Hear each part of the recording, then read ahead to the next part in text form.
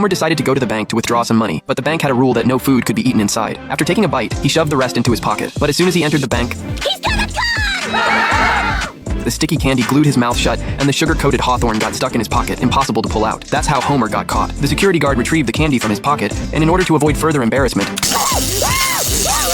Homer was sentenced to 100 hours of community service for causing panic at the bank. Homer thought about it for a moment. Community service meant working, and he would rather go to prison where there was free food and no work. In the end, he was sent off to do the community service under Sheriff Clancy's supervision. Clancy noticed that Homer was holding a box and asked what was inside. Homer replied that it was his lunch. Marge had made him a variety of paninis. Clancy commented that his wife could barely cook, and every time she tried, she'd make a puppy dog face at him.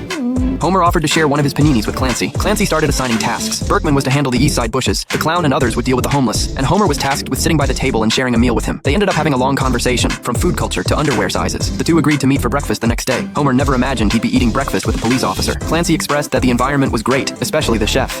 Clancy then took Homer on a joyride in the police car. As a frequent driver, Clancy had perfected the art of making coffee with one hand while driving. Homer decided to check his criminal record through the police system and found that he had a history of alcohol-related offenses. He asked Clancy if he could clean up his record. Clancy told him to just turn his head away and hit the delete button, but Homer accidentally clicked on the town-wide wanted list option. As a result, Moe was unjustly caught up in the situation. Clancy invited Homer to his secret hideout, explaining that as a police officer, he didn't have many friends, and he was happy to befriend Homer. At that point, one of the criminals could no longer hold it in and needed to use the bathroom. The two sat under the sunset, chatting and enjoying the view. Clancy expressed his concerns about his son Ralph and how he feared something might go wrong. Homer reassured him, saying Ralph would be a good kid because he had such a great father. Clancy admitted he loved listening to Homer speak. It was comforting. The police radio then crackled with a distress call. The officers were facing robbers and needed backup. Though Clancy didn't know the exact number of robbers, he knew they had to get to the scene. When they arrived, the robbers had already been subdued, but the officers had forgotten to search them. Seizing the opportunity, one of the robbers took Homer hostage. Clancy bravely intervened, refusing to let the criminal harm his partner. During the scuffle, Clancy was shot in the chest. However, he assured Homer that it was fine since he was wearing a bulletproof vest. Clancy's condition was serious, but Homer felt guilty, believing that Clancy was shot because of him. He promised to stay by Clancy's side. Days and nights passed, and Clancy finally woke up to Homer calling his name. Clancy asked Homer to stay with him a little longer. After months of caring for Clancy,